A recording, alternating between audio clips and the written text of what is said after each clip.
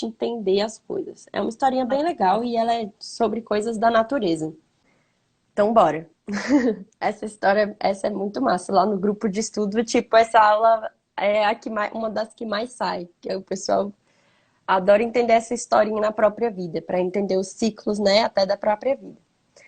Casa um. O que é a casa um? A história dessa questão da desde quando a vida começa. A casa um tem associação com o signo de Áries. É legal vocês anotarem quem quiser. A live vai ficar salva, ver depois. O que Áries representa? Semente. É o início das coisas. Ela representa tudo que é muito pequenininho. Áries tem a fama de ser estressado, né? Explosivo. Tipo, vou quebrar tudo, vou fazer isso e não pensar. E é isso que Ares tem que fazer mesmo, assim, ter um impulso de vida. Não uma explosão de quebrar tudo, mas ter um impulso de vida. Ter bastante energia. Por quê? Porque é a força da semente, né? É da semente, imagina, vem de uma sementinha pequena que nasce uma árvore, que dura muito tempo. Então é quando a gente precisa dessa energia onde, pum, tudo brota. Onde tudo começa. Então, falou de Ares no nosso mapa, a gente vai estar falando de inícios. E a casa um também. A casa um é personalidade. A primeira coisa que eu vou desenvolver na minha vida é o quê? Minha personalidade. Eu vou desenvolver como é que eu abro meus caminhos e tal, que é o ascendente. Casa 2. Casa 2 é quando essa planta, ela já cresceu, ela encontrou o solo fértil. Touro é o solo fértil, é a constância. E começou a crescer o tronco, que é o que vai dar base para tudo. Então, é onde a gente tem. Taurino é conhecido por quê? Por ser constante, por ser lento, mas ser muito fértil. O taurino tá lá devagar e sempre, sempre mesmo. Tudo que a gente tiver de touro vai ter a ver com isso, sempre. E nutrindo aquilo ali sempre. O nome é touro porque representa até um touro. Ele tem quatro patas, ele tá na base. E a gente come o queijo, né, da vaca. A carne de vaca foi algo muito. Agora que tá perdendo a força, né, por conta da toda a questão do agronegócio e tudo mais. Mas era os grandes banquetes, né? Então é tipo é uma coisa farta, ele te dá aquela alimentação, aquela nutrição toda. Então, touro tem a ver com isso. Quando a gente descobre quem a gente é, depois a gente firma a nossa base. Ares, a gente precisou romper ali a bolsa da nossa mãe e nascer. Depois a gente vai se firmando como pessoa, descobrindo o que gosta de comer, o que não gosta de comer. Por isso que touro é os sentidos também, são os cinco sentidos. A gente vai nos guiando por isso, né? Ah, esse paladar tá bom, o outro não tá. Depois a gente chega na casa 3, o signo de Gêmeos, que é quando a gente começa a falar, a gente começa a trocar. Então, na natureza é quando as coisas começam a ramificar. A plantinha tá lá crescendo, ela estourou, ela criou o tronco dela, ela vai começar a ramificar, porque ela vai ter que procurar o sol, né? Então ela vai começar a crescer para um lado e para outro, para frente e para trás. Então Gêmeos é o quê? Pluralidade. A gente vai estar buscando um pouquinho de cada coisa, a gente vai querer experienciar, experimentar, a gente vai querer se abrir para as coisas, a gente vai tentar abrir nosso leque de possibilidades e trocar, né? Por isso que tem a ver com comunicação. Então a gente começa a se pluralizar. Eu vejo que eu gosto de astrologia, mas eu posso estudar, posso fazer windsurf, posso viajar, posso estudar gastronomia, posso fazer várias coisas que não seja só isso. Eu posso crescer a partir da minha curiosidade. A casa 4, ela já vai representar as questões de quando a gente começa a descobrir de onde a gente veio, sabe? De um passado, assim, a gente vai começar a. Ele é representado pelas flores. Qual é o trabalho das flores? É ficar bem bonito e deixar atrair as abelhas, né? Para polinizar.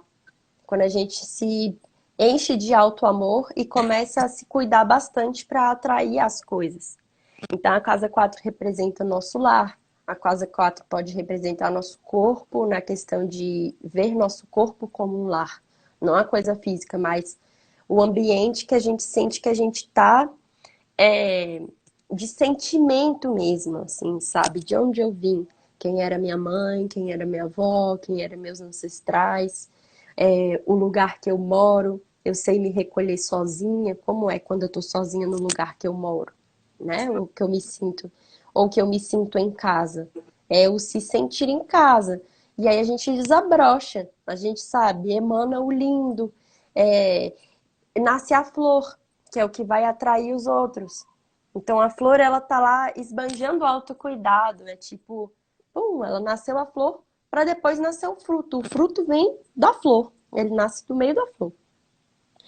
E quando ele nasce dessa flor, o fruto vai representar leão, porque a florzinha emanou o cheiro dela, a abelha polinizou ela, né? Ela foi lá na florzinha, ela pegou a coisa da florzinha, foi lá em outra, foi vivendo essa harmonia, indo em vários lares.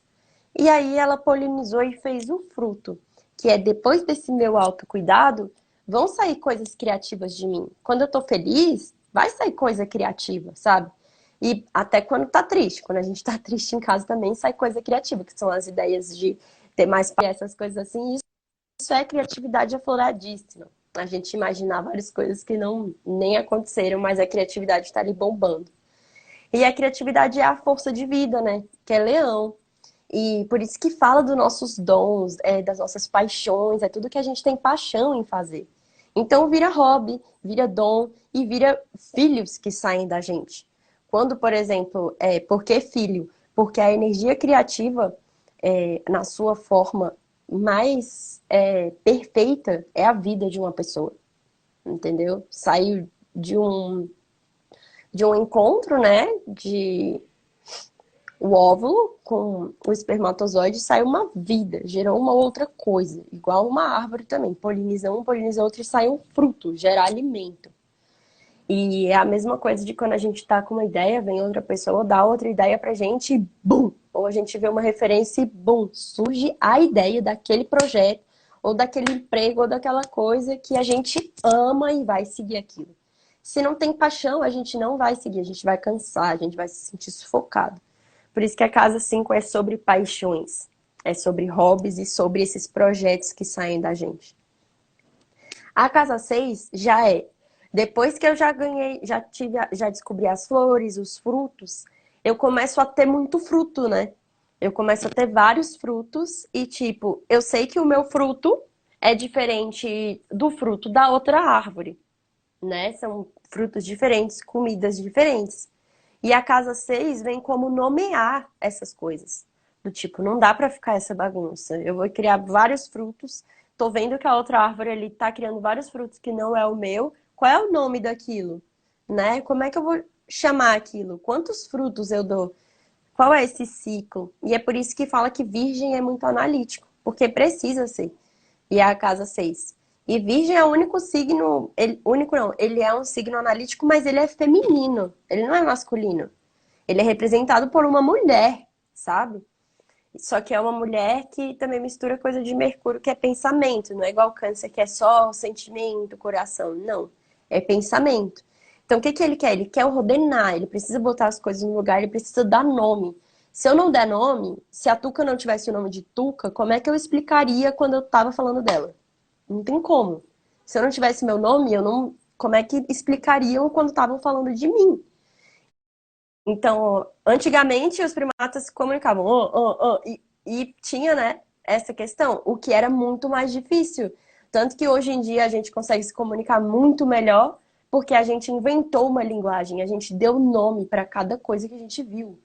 Tipo, a gente. Luz. Luz de quê? Do planeta, do Sol. A gente inventou nomes. Então, graças a isso, a gente conseguiu. Essa área da nossa vida é o nosso dia a dia. Porque nosso trabalho diário. Porque eu vou precisar entender. Para eu chegar em tal lugar, eu vou ter que comer desse jeito, estudar tanto, me exercitar tanto. Eu vou precisar entender qual é a minha função específica para eu conseguir entender onde eu quero chegar mais para frente na minha profissão. Então tem a ver com detalhes, tem a ver com minúcia, tem a ver com o que a gente vai fazer no dia a dia. Por isso que falam também que é uma casa de saúde. Porque a nossa saúde nunca é uma coisa assim do nada. Ela é uma sequência e somatização de outras coisas que vão gerando uma boa saúde ou uma saúde que precisa ser ajustada com a pessoa que você é. Então, e a casa 6, como é trabalho diário, ela mostra pra gente também, se tem algum planeta lá dentro, ela mostra com o que a gente vai querer estar mexendo ali diariamente e se aprimorando, entendeu? Então, dependendo de cada planeta que tem ali, mostra pra gente o que a gente vai querer estar trabalhando ali diariamente. Não o nosso sonho de vida, mas o que a gente vai querer estar fazendo ali diariamente. Quando vai para casa 7, a gente já nomeou as coisas e agora a gente começa a descobrir. Se eu tenho excesso de morango, eu vou querer trocar por quem tem excesso de abacate. Entendeu? Eu vou começar a querer trocar esses frutos. E tem que ser uma troca justa. Se o meu morango demora um mês e o abacate tem só 2 vezes no ano e o morango às vezes tem mais, não vai ter o mesmo valor, né? Ele vai ser diferente. Por isso é a balança. Então, eu vou trocar quantos morangos por um abacate? Só o tamanho já diz tudo, não tem? A gente compra uma caixinha de morango e compra um abacate. E a gente troca. A casa 7 é essa troca. Tudo que está abundante em mim, tudo que está abundante no outro, e a gente troca pelo valor que aquilo vale. Libra é um signo justo e é um signo de ar. Então, ele também é um signo que pensa. Ele é o único signo, inclusive, representado por um objeto, que é uma balança. Então, para ele, equilíbrio é tudo. As coisas têm que estar harmonizadas. E essa casa 7 é quem harmoniza a gente. Harmoniza a nossa personalidade. Não quem deixa a gente louca, entendeu?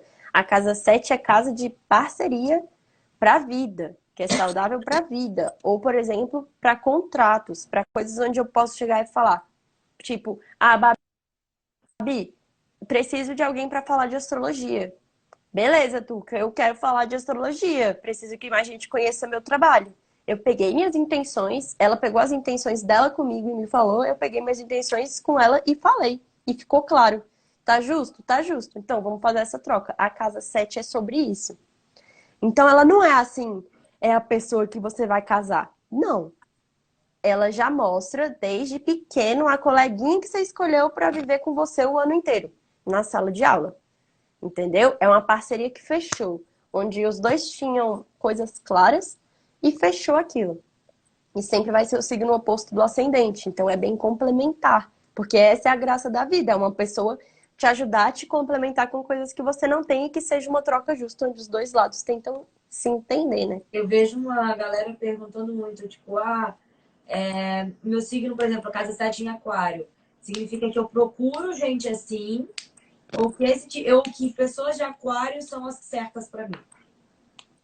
Eu acho que nenhum nem outro. Eu vejo muita gente Porque perguntando.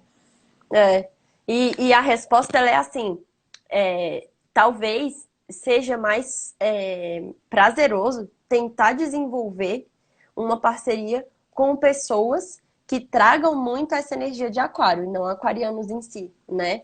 E, por exemplo, faz sentido, porque no meu mapa, por exemplo, eu tenho muita energia de aquário, principalmente meu Saturno, que é trabalho, e o seu ascendente é leão. Então, tipo, a gente entra numa parceria de trabalho. Eu não sou aquariana, eu sou canceriana, mas meu Saturno é em aquário. Quando eu vou trabalhar, eu vou estar com toda a energia aquariana ali forte. E a gente fechou uma coisa de trabalho. Então, ele já se mostra aí. Ele vai se mostrar. Em todas as parcerias que você já fechou e que você vai fechar, ele vai se apresentar de alguma maneira. E não é tão explícito. Não é com signos solares. É com uma análise de mapas, né? E, por exemplo, como o meu Saturno é em Aquário e a sua casa 7 é em Aquário, quando eu boto um mapa em cima do outro signo e signo, meu Saturno fica em cima da sua casa 7.